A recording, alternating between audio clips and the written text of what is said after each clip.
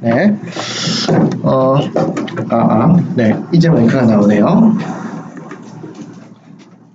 네.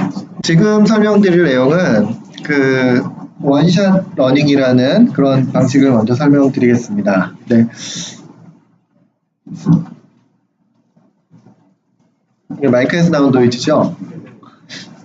그럼 아마 이 배터리가 좀 문제가 있을 것 같아요. 혹시 저기 마이크 하나만 좀 교체해 주실 수 있나요? 노트에 학생 있으면.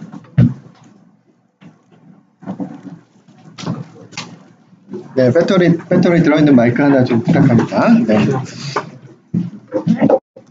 네. 처음 제가 말씀드릴 이 원샷 러닝이라는 거는요, 트레이닝 데이터가 하나밖에 없어도 학습을 하고 싶다. 네, 이런 상황에서 쓸 수 있는 방법입니다. 네, 딥러닝이 성능은 좋은데, 일반적인 경우에는 굉장히 많은 데이터를 필요로 한다는 거죠. 그래서 그런 한계를 극복할 수 있는 방법이 뭐냐? 거기에 대한 한 가지 방법이 원샷 러닝이라는 그런 테크닉입니다. 근데 두 번째는 메타러닝이라는 거를 설명을 드릴 텐데, 원래 이 메타러닝은 교육학적인 이야기입니다. 내가 어떤 내용을 배우는데, 그냥 배우는 게 목적이 아니라, 내가 어떻게 배워야지 잘 배울 수 있느냐. 그러니까 공부하는 것도 중요하지만, 어떻게 공부하는 게 좋은 건지를 생각하는 그런 학습 분야를 메타러닝이라고 합니다. 그래서 딥러닝 쪽에서도 어떻게 학습을 하는 게 좋으냐, 그 관점에서 공부하는 게 메타러닝이고요. 그다음에 컨티뉴얼 러닝은 뉴럴 네트워크 하나 가지고 계속 학습을 하겠다라는 겁니다. 쓰면서 계속 학습을 하는 거지. 이게 한 번 학습하고 그것만 하겠다 이게 아니라 네트워크 하나로 뭐 사람도 인식하고 자동차도 인식하고 여러 가지 문제를 다 같이 해버리겠다. 그래서 이제 컨티뉴얼 러닝하고 비슷한 개념으로 쓰이는 말이 라이프롱 러닝이라고 있습니다. 그러니까 살아가면서 평생도록 학습을 하죠. 그런 거를 뉴럴넷으로 가능하게 할 수 없느냐. 그게 컨티뉴얼 러닝입니다. 그리고 원샷 러닝은요. 일단 그 딥러닝에서 트레이닝 데이터를 많이 필요로 하는 그 한계를 넘어서기 위한 건데요. 자, 머신러닝의 그 전문가들이 꿈꾸는 게 하나 있습니다. 그게 사람과 같은 학습 능력이죠. 근데 사람은 그냥 오브젝트 한두 개만 보면은 그 다음부터는 인식을 할 수 있습니다. 근데 딥러닝은 잔뜩 모아다가 여러 번 이제 학습을 반복해야 되는 거죠. 그게 왜 가능하냐 이걸 생각을 해보면은 사람이 제로 베이스에서 시작하는 게 아니고요. 지금까지 내가 봐온 그 지식을 이용을 해서 추가적으로 학습을 하기 때문에 그게 가능하다 이렇게 보는 겁니다. 그래서 원샷 러닝도 비슷한 그런 어프로치를 취하는데 원샷 러닝에서 굉장히 중요한 두 가지 컴포넌트가 있습니다. 그게 뭐냐면 일단 리프레젠테이션 러닝이라고 하는 파트가 있고요. 이 리프레젠테이션 러닝은 하이 레벨 피처를 굉장히 잘 배워놓으면 그 뒤쪽에 나오는 클래시피케이션은 되게 쉽게 할 수 있다. 그런 아이디어입니다.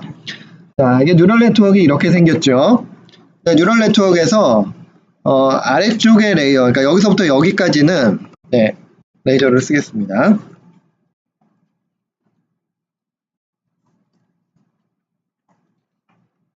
네, 여기서부터 여기까지는 피처 익스트랙션이다 라고 얘기를 합니다.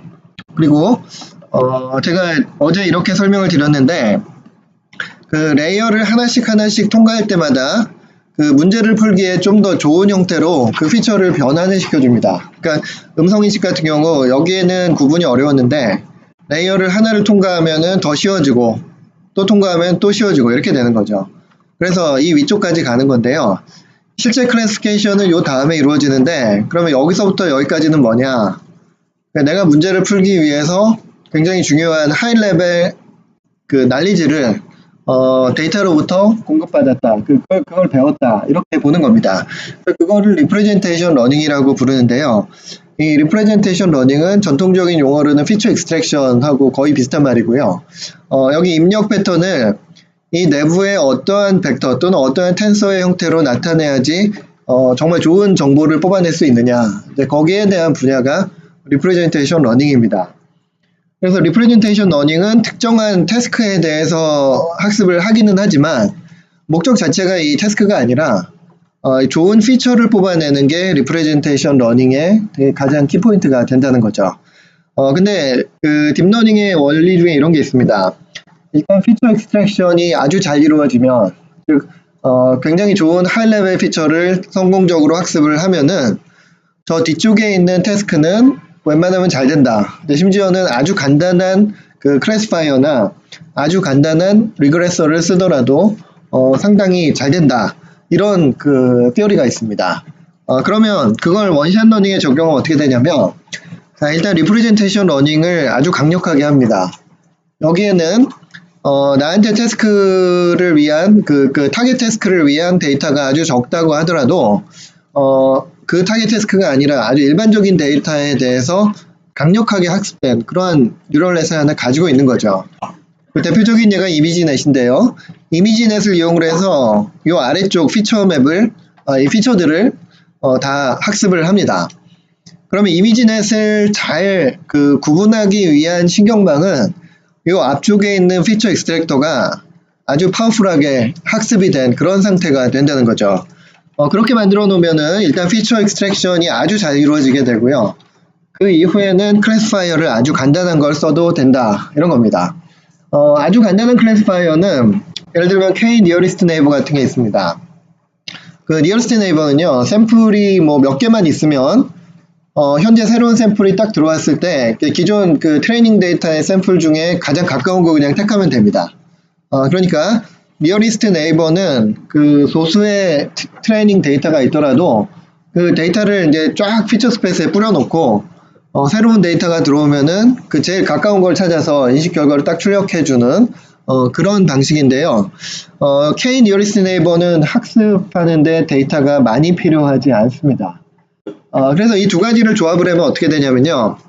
일단 복잡한 패턴이 들어와도 제일 먼저 강력한 리프레젠테이션 러닝을 한 그 신경망으로 피처의 형태로 바꿔집니다. 네, 잠시만. 러닝의 가장 중요한 아이디어는 일단 리프레젠테이션 러닝을 아주 강력하게 맞추면 굉장히 좋은 피처를 그 신경망이 추출을 하게 되고요. 그 피처를 기반으로 아주 간단한 클래시파이어, 즉 트레이닝 샘플을 아주 적게 필요로 하는 클래시파이어를 이용을 해서 그냥 인식을 수행을 하겠다라는 아이디어입니다. 네, 그렇게 하면은 일단 요 리프레젠테이션 러닝은 굉장히 그 대용량의 데이터에 대해서 학습을 하게 만듭니다.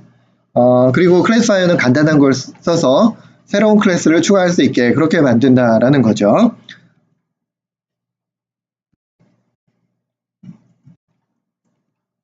네. 그리고 리프레젠테이션 러닝이 굉장히 중요하고 유용한 경우가 많은데 그 중에 하나는 이런 겁니다. 여러 가지 문제에 공통적으로 적용될 수 있는 그 쉐어드 리프레젠테이션, 그러니까 공유되는 리프레젠테이션을 학습하는 게 굉장히 좋다. 왜 그러냐면 사람이 사람 얼굴을 인식할 때 뭐 엣지라든가 어떤 뭐 까만 눈동자라든가 이런 걸 다 그 학습을 하게 되죠. 근데 그렇게 학습한 특징들은 사람 얼굴 인식할 때만 사용되는 게 아니라 다른 오브젝트를 인식할 때에도 같이 사용될 수 있다는 겁니다. 그래서 내가 A라는 태스크를 위해서 뭔가를 배웠다면 그 배운 내용을 이용해서 다른 태스크를 수행을 하더라도 굉장히 그 도움이 많이 될 수 있다. 그래서 공유가 되는 리프레젠테이션을 학습을 하자. 네, 이게 굉장히 중요한 개념이 됩니다. 원샷 러닝도 이거를 이용을 한 거고요. 그 다음에 두 번째는 리프레젠테이션 러닝을 통해서 슈퍼바이스드 그 트레이닝 가지고 잘 안 되는 것들, 그러니까 데이터가 부족하다는가 이런 상황에서 언슈퍼바이스드 러닝이나 세미 슈퍼바이스드 러닝을 통해서 데이터 부족한 거를 극복할 수 있는 그런 여지가 리프레젠테이션 러닝에 의해서 나올 수 있다라는 겁니다. 예를 들어서 내가 데이터는 굉장히 많은데 이거를 레이블링을 하기는 힘들다. 그러면은 어떻게 하냐면 일단 그 언슈퍼바이스드 러닝으로 할 수 있는 태스크를 학습을 합니다. 대표적인 게 리프로덕션이죠. 그 리프로덕션을 학습을 막 하다 보면은 그 신경망이 좋은 피처를 배우게 되고요. 그 피처를 이용을 해서 그 어떤 클래시피케이션 같은 거를 하면은 상당히 좋은 결과를 얻어낼 수가 있다는 겁니다. 그래서 그런 것도 리프레젠테이션 러닝의 이제 한 가지 이제 장점이라고 볼 수가 있습니다. 그리고 많은 경우에 리프레젠테이션 러닝은 두 가지 팩터의 이제 트레이드 오프 관계가 있는데요. 하나는 입력에 있는 정보를 가장 최대한 많이 흡수하자. 그러니까 예를 들어서 내가 이거 뭐 하나를 보여주고 똑같은 거를 그린다. 그러면요, 원래 입력 데이터에 있는 그 정보를 최대한 내가 많이 흡수를 해야 됩니다. 이게 한 가지 이제 내가 원하는 그 방향이고요. 두 번째는 뭔가 그 중간에 내가 배운 그 내용이 어떤 면에서 되게 내가 바라는 좋은 성질을 갖춰야 된다는 겁니다. 그 중에 한 가지는 독립성이죠. 그러니까 내가 A라는 특징, B라는 특징을 배웠는데 얘네들이 막 너무 엉켜 있으면은 그 좋은 리프레젠테이션이 아닙니다. 그래서 가능한 한 독립성을 갖는 피처를 배우면 좀 더 좋다. 이런 면이 있는 거죠. 그리고 물론 또 단순하면 좋고 그런 여러 가지 그 우리가 원하는 특징이 있을 텐데 그래서 결국은 정보를 많이 배웠으면 좋겠다. 그리고 좋은 성질을 가졌으면 좋겠다. 이 두 가지 상에서 균형점을 찾는 게 필요하다라는 겁니다. 그리고 트랜스퍼 러닝에 대해서 잠깐 제가 말씀을 드렸고요. 이렇게 이미지넷 같은 그 대용량 데이터에 대한 태스크를 이렇게 그 학습을 시키고 그 뉴럴 네트워크의 일부를 갖다가 그 데이터가 적은 도메인에 갖다 쓴다. 이게 트랜스퍼 러닝이라고 말씀을 드렸습니다. 이것도 왜 가능하냐면 여기서 배운 특징들이 이쪽 태스크에 분명히 도움이 많이 되기 때문입니다. 그리고 트랜스퍼 러닝의 효과에 대해서도 말씀을 제가 어제 드렸고요. 안 하면 이 정도 그래프인데 더 많이 하면 그 학습도 빠르고 최종적인 결과도 되게 좋게 나타납니다. 그리고 원래 트랜스퍼 러닝이 영상 쪽에서 되게 많이 그 성공을 거두었습니다. 근데 요즘 분위기는 자연어라든가 음성 처리 쪽에서도 되게 좋은 성과를 내고 있습니다. 그 대표적인 방법이 그 자연어 쪽에서요, 그 엘모라는 방법이 있는데, 이 엘모라는 방법은 그 단어 임베딩 같은 거를 그 언슈퍼바이스드 러닝을 통해 가지고 학습을 하고요. 그거를 실제 그 자연어 처리하는데 그 전환해서 사용하는 그런 테크닉입니다. 그리고 GPT라든가 아니면 벌트라고 하는 이런 방법들이 자연어 처리에서 많이 사용되고 있습니다. 근데 최근에 이 버트라는 논문은 뭐 자연어 처리하는 분들한테 굉장히 유명한 논문이 되었는데요. 이게 원래는 GPT에서 가져온 아이디어를 좀 더 개선을 한 다음에 엄청나게 많은 데이터에 대해서 엄청나게 많은 컴퓨팅 파워를 써서 학습을 시킨 이제 그런 그 결과라고 볼 수 있습니다. 좌우간 아이디어는 GPT가 굉장히 좋았고 그걸 갖다가 굉장히 극단까지 성능을 끌어올려서 엄청나게 좋은 성능을 얻어낸 그 연구가 버트라고 하는 거죠. 네, 그 다음에 그 리프레젠테이션 러닝 관련해서 제가 매트릭 러닝이라는 거를 좀 설명을 드리려고 합니다. 이것도 리프레젠테이션 러닝 일종이라고 볼 수가 있는데요. 자, 매트릭 러닝은 그 인식하는 대상이 막 바뀌는 상황에 많이 사용할 수 있는 그런 방법입니다. 그러니까 예를 들어서 사람의 얼굴을 인식한다고 생각해 보겠습니다. 그럼 사람의 얼굴은 카테고리가 되게 많죠. 그러니까 사람 숫자만큼이 카테고리니까 그 카테고리 클래스의 숫자가 굉장히 많습니다. 근데 카테고리별로 데이터를 많이 모을 수 있느냐, 이게 어렵습니다. 왜 어렵냐면 내가 누구를 인식하고 싶다. 그 사람의 얼굴을 뭐 수백 장을 모을 수 있느냐, 힘들다라는 거죠. 거기다가 그 카테고리 자체가 그 정의가 바뀝니다. 예를 들어 내가 연예인을 그 인식한다. 근데 갑자기 어느 날 새로운 연예인이 딱 나타났어요. 이 사람 인식을 해야 되죠. 그러니까 인식 대상 자체가 고정이 되어 있지 않고 변할 수 있다. 이런 겁니다. 이렇게 되면 전통적인 뉴럴넷 학습 방법으로는 할 수가 없죠. 그래서 그거를 대체하기 위한 방법이 매트릭 러닝인데요. 자, 매트릭 러닝은 일종의 그 피처 러닝입니다. 근데 이렇게 입력이 딱 들어오면 이거를 새로운 피처 익스트랙션을 학습함으로써 새로운 피처 스페이스로 바꿔주는 그런 방식이라고 말할 수가 있습니다. 그런데 거기서 가장 중요한 특징은요, 그 디스턴스 개념이 어떻게 적용되느냐라는 겁니다. 예를 들어서 사람 얼굴을 우리가 비교합니다. 그러니까 사람 얼굴을 딱 보면은 동일인이 여러 장을 사진을 찍을 수가 있고요. 그 다음에 다른 사람이 이제 한 장씩을 찍을 수가 있습니다. 근데 동일인의 얼굴끼리 이렇게 비교를 하면은 그러니까 영상을 그 픽셀 바이 픽셀로 그대로 비교를 하면은요, 정말 같은 사람이면은 디스턴스가 작게 나오고 다른 사람이면은 크게 나오겠느냐 이겁니다. 사실 그렇지가 않죠. 예를 들어서 이제 다른 사람인데 비슷한 배경에 비슷한 옷을 딱 입고 있으면 그 픽셀 단위로 비교했을 때는 대체적으로 비슷한 그 거리가 나올 수가 있습니다. 근데 반대로 동일한 사람인데 뭐 표정도 다르고 조명도 다르고 뭐 배경도 다르면 완전 다른 그림이 나올 수 있다는 거죠. 근데 이 말은 그냥 로우 데이터 차원, 그러니까 그냥 영상 차원에서는 semantic distance, 그러니까 그 사람의 아이덴티티에 의한 그 거리하고 실제 픽셀 단위에서 측정한 그런 그 디스턴스하고가 다르다라는 거거든요. 근데 만약에 우리가 이거 리프레젠테이션 러닝을 통해 가지고 피처 스페이스를 만들어내는데 그 피처 스페이스 상에서는 그 시멘틱 디스턴스하고 그 피처 상의 거리가 비슷하다. 이렇게 만들어 놓으면 굉장히 좋은 성질을 갖게 됩니다. 네네. 하나, 둘, 셋. 네, 감사합니다. 굉장히 좋은 그런 성질을 갖게 되는 거죠. 왜 그러냐면, 일단 이쪽 도메인에서는 되게 복잡하게 분석을 해야 되는데, 이런 도메인을 우리가 만들어낼 수 있다면, 그냥 그 오브젝트 또는 그 대표 샘플하고 거리만 재면은, 이게 어떤 클래스인지 알 수 있기 때문이죠. 그래서, 예를 들면은 그 매트릭 러닝은 다음과 같이 합니다. 자, 여기 있는 이 스페이스는 그냥 영상의 그 픽셀들이 있는 그 스페이스입니다. 여기서는 같은 사람이 같은 위치에 그 모여있지는 않는 거죠. 동일한 사람도 막 먼 데 있을 수 있고 다른 사람이 비슷한 위치에 있을 수도 있습니다. 근데 매트릭 러닝을 하고 여기서 피처를 트랜스폼을 하면은 이렇게 됩니다. 이 그림을 잘 보시면 이게 변환된 피처 스페이스가 되는데요. 이 변환된 피처 스페이스 상에서는 비슷한 사람은 비슷한 위치에 있고 다른 사람은 먼 거리에 있게 됩니다. 근데 만약에 이렇게 매트릭 러닝을 아주 잘하게 되면은 그냥 샘플 하나가 클래스 하나를 대표할 수 있게 됩니다. 그래서 대표값 여기 하나 딱 있고 여기 하나 있고 여기 하나 있습니다. 그리고 나서 새로운 샘플이 들어오면 그냥 제일 가까운 샘플을 딱 찾아서 이 사람하고 같은 사람이다. 이렇게 판정을 해버리면 되는 겁니다. 이게 이제 원샷 러닝에서도 되게 중요하게 사용되는 아이디어죠. 그래서 매트릭 러닝을 쓸 때는 일단 이렇게 매트릭 러닝 알고리즘을 통해서 피처 트랜스폼을 잘하고 그 다음에는 매트릭 베이스드 알고리즘, 그러니까 거리 가지고 판단하는 그런 알고리즘을 사용하면은 프레딕션 또는 클래시피케이션 잘할 수가 있다는 거죠.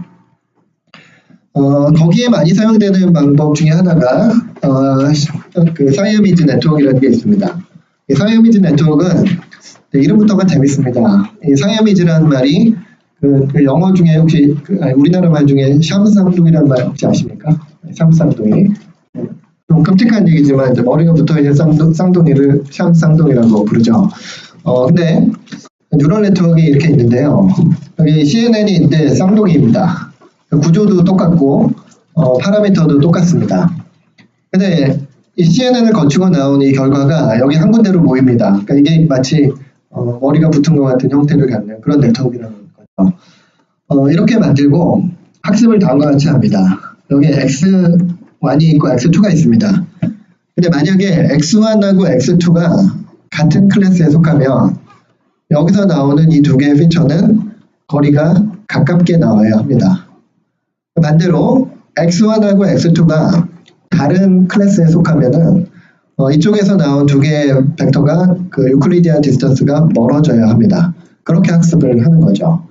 이렇게 학습을 다 하고 나면은 여기서 나타나는 그 피처 익스트랙터의 결과는 같은 클래스는 비슷한 곳에 모으고 다른 클래스는 그 멀리 이렇게 흩어버리는 그런 결과를 갖게 됩니다. 즉, 이 클래스를 구분하기 위한 시멘틱 디스턴스하고 이 피처 간의 어떤 유클리디안 디스턴스가 거의 비례하는 관계에 가도록 그렇게 만드는 겁니다.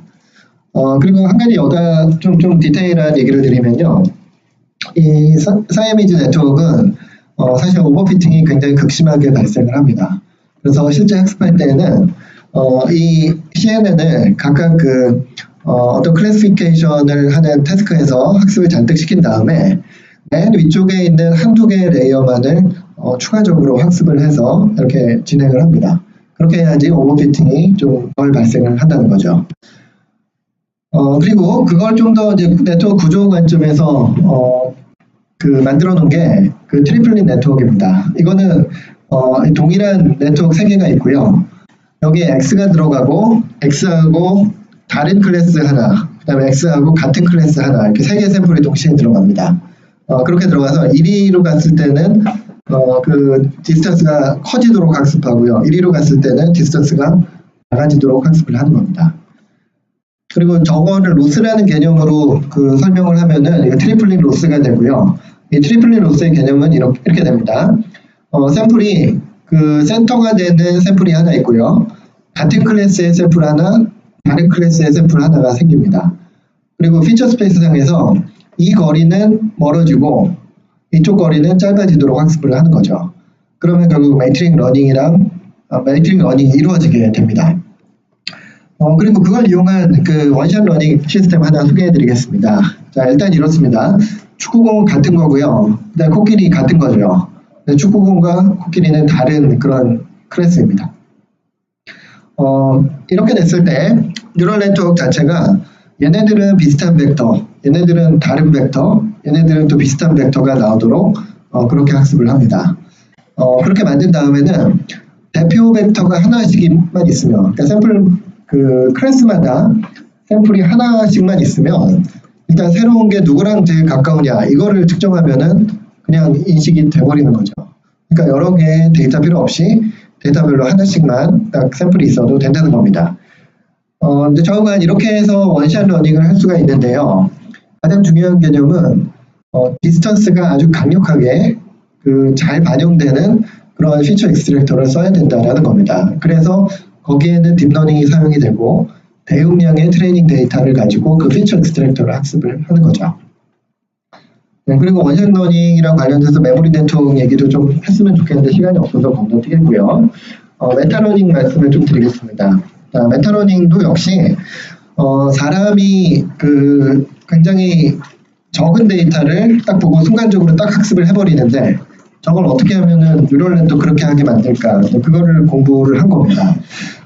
그 중에 이제 몇 가지 테크닉이 있는데요. 메타러닝은 보통 두 가지 관점에서 이루어집니다. 한 가지는 모든 태스크에 공통이 될 수 있는 어떤 지식, 정보 그런 것들을 학습합니다. 네, 이거는 풍부한 데이터를 가지고 굉장히 긴 시간 동안 학습을 할 수 있는 그런 파트고요.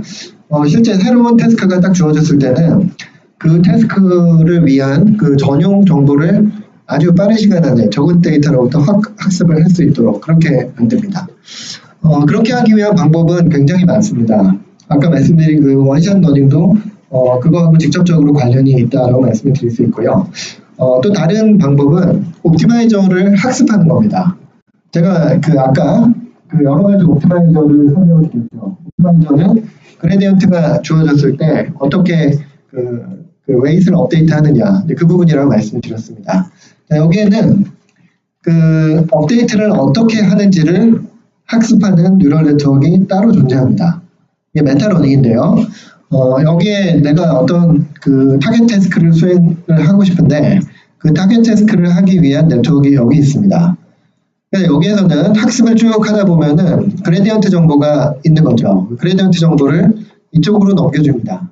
그럼 얘는 누구냐면 얘가 이 오른쪽에 있는 이 네트워크를 어떻게 학습하라고 가이드해주는 네트워크가 이겁니다.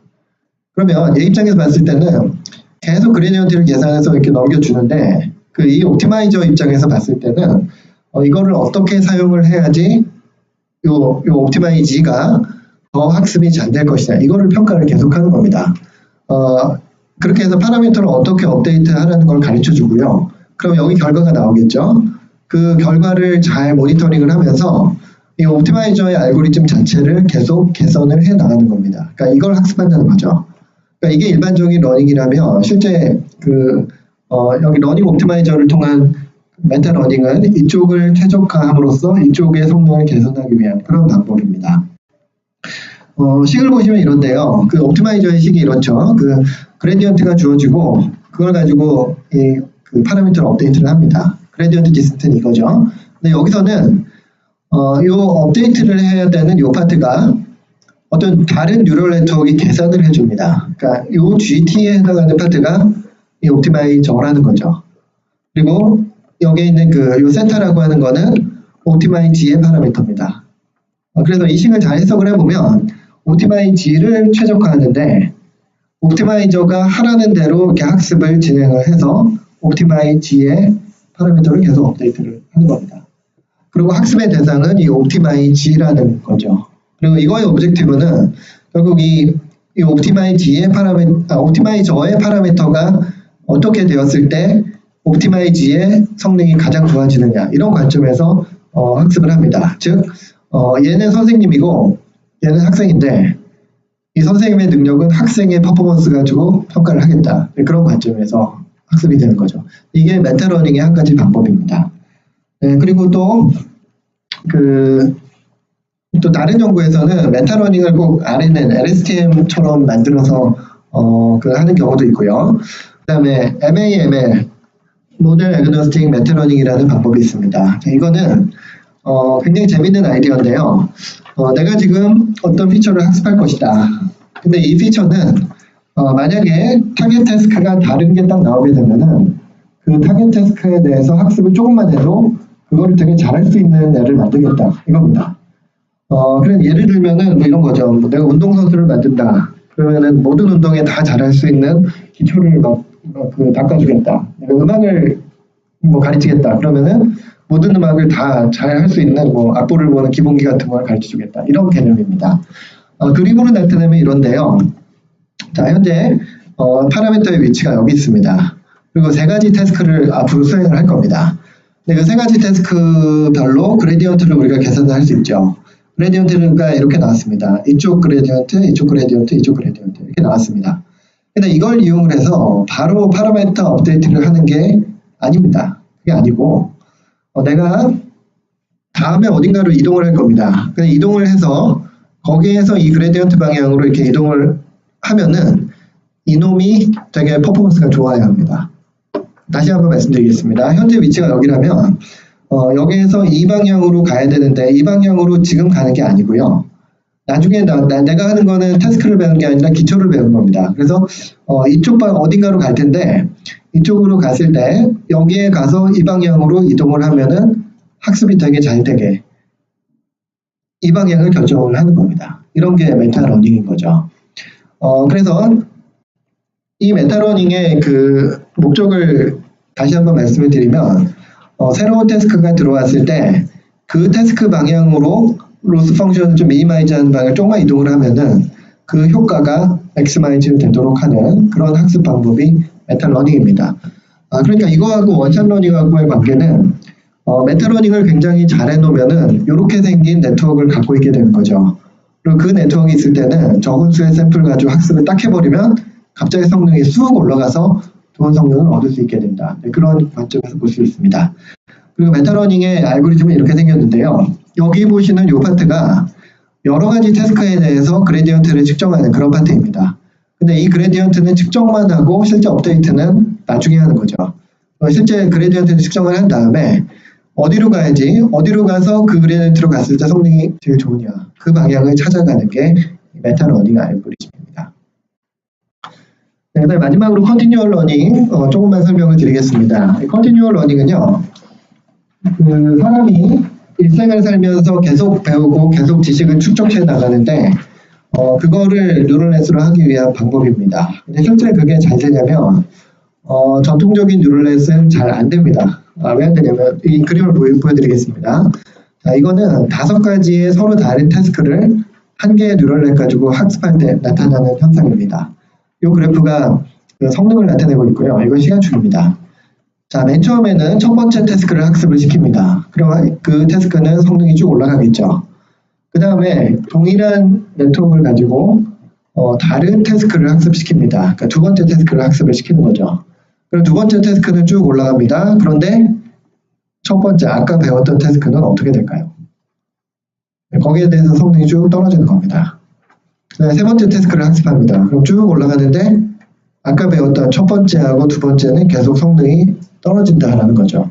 그러니까 동일한 네트워크를 그 다른 태스크에 대해서 순차적으로 학습을 시키면은 새로운 태스크는 잘 배우지만 이전에 배운 내용은 다 까먹는 겁니다.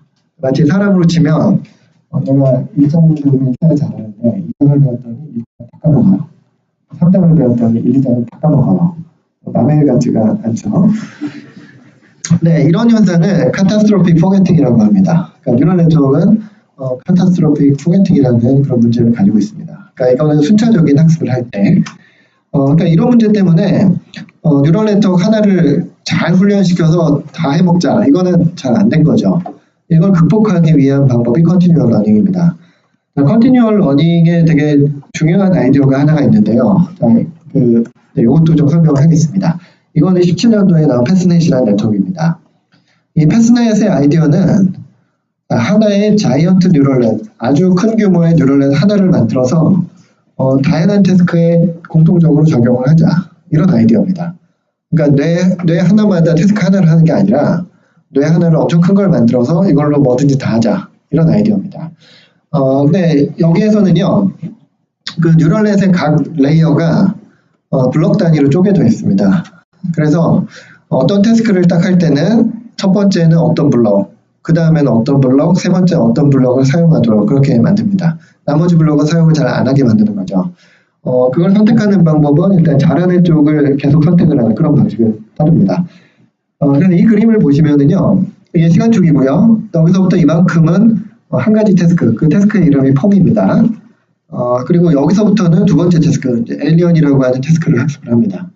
근데 여기서 이렇게 학습을 할 때 여러 각 블록별로 이렇게 선택을 하게 되는데 그렇게 되면 실제 학습은 특정한 패스들에서만 이루어집니다. 근데 여기서부터 여기까지 학습할 때는 점점 더 이렇게 생긴 이 파란 영역에 의해서 학습이 이루어지고 이 파란 영역은 이 퐁이라는 태스크에 최적화된 그런 네트워크가 되는 거죠. 그리고 나서 태스크를 바꿉니다. 바꾸면은 그때부터는 이런 쪽 패스가 사용되기 시작하는 겁니다. 그래서 이렇게 학습이 진행되는데 아까 여기에 해당됐던 패스, 그러니까 이런 패스들하고 이쪽을 학습한 패스들하고 다른 패스가 사용됩니다. 그러면 얘를 하는 동안에 이 퐁에 대한 그 성능이 별로 떨어지지 않게 되는 거죠. 그래서 뉴럴 네트워크를 크게 만들고 어떤 태스크는 이쪽 파트, 다른 쪽 태스크는 저쪽 파트를 쓰게 만드는 아이디어가 패스넷의 아이디어입니다.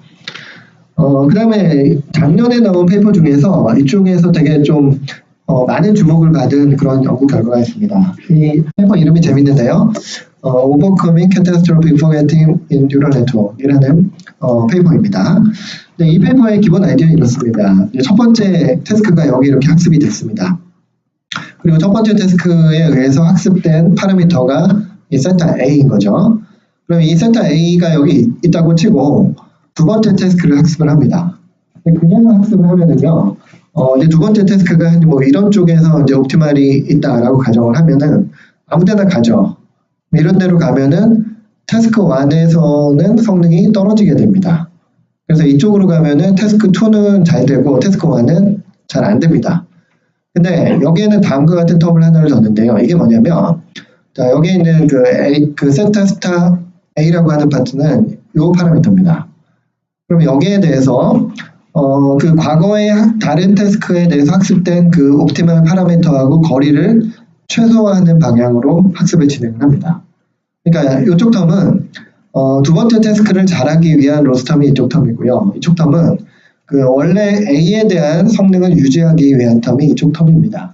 그리고 여기에는 하나의 뭐 매트릭스가 들어가는데요. 저 매트릭스는 피셔 인포메이션이라고 하는 뭐 좀 한참 설명해야 되는 그런 개념이 들어가고요. 좌우간 이걸 곱해버리면 이쪽 영역이 좋은, 그러니까 A에 대해서 좋은 영역일 때 딴 데로 빠져나가는 거를 최소화하고 이쪽으로 이동하도록 그렇게 유도를 해줍니다. 이렇게 함으로써 두 번째 태스크를 배우지만 첫 번째 태스크에 대한 성능을 좀 적게 잃어버리도록 하는 방식이 Elastic Weight Consolidation이라고 하는 이런 방식입니다. 그리고 실험 결과를 보시면 그냥 학습을 하면 이렇게 됩니다. 그러니까 이전에 배웠던 게 다른 학습을 할 때마다 계속 떨어지는데요. 근데 그 Elastic Weight Consolidation을 하면은 그 떨어지는 정도가 훨씬 더 줄어듭니다. 그럼 다양한 태스크를 배우는데 좀 더 좋은 성능을 얻을 수 있다는 거죠. 그리고 이 페이퍼가 되게 좋은 반응을 얻었습니다. 그래서 그 이후에 나온 논문들이 많은데 제목을 보여드리겠습니다. 뭐 라이프롱 러닝, 이 라이프롱 러닝은 그 컨티뉴얼 러닝하고 되게 비슷한 그런 개념이고요. 다이나미컬리 익스펜더블 네트워크를 이용한 라이프롱 러닝 이런 게 있고, 그 다음에 제가 보여드리고 싶은 게 이 논문들의 제목입니다. 네, 잘 보시죠. 네, Overcoming Catastrophic Forgetting by 어쩌고저쩌고, Overcoming Catastrophic Forgetting by 어쩌고저쩌고, 이런 것들이 굉장히 많죠. 이게 무슨 말이냐면 이제 원래 페이퍼가 이런 제목으로 나왔는데 그거를 조금 더 개선하고 이런 페이퍼들이 1년 사이에 뭐 되게 여러 편이 나왔다는 거죠. 그 정도로 이 컨티뉴얼 러닝이라는 게 많은 사람들의 좀 주목을 받고 있고요. 재밌는 분야라고 볼 수 있습니다. 네, 이렇게 해서 이머징 토픽에 대한 설명은 그러니까 첫 번째 섹션은 다 마쳤습니다. 네, 혹시 궁금한 점 있으시면 질문해 주십시오.